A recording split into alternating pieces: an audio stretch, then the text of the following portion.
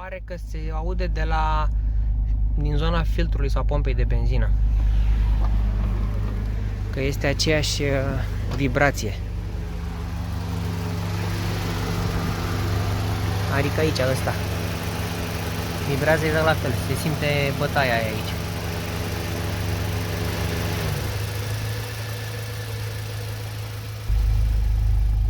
Se aude un bârâit așa la relanti.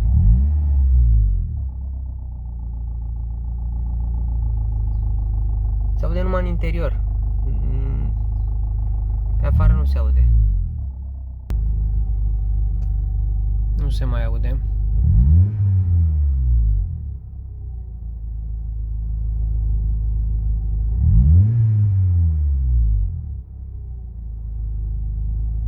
Și totul a fost după ce am înlocuit asta și am pus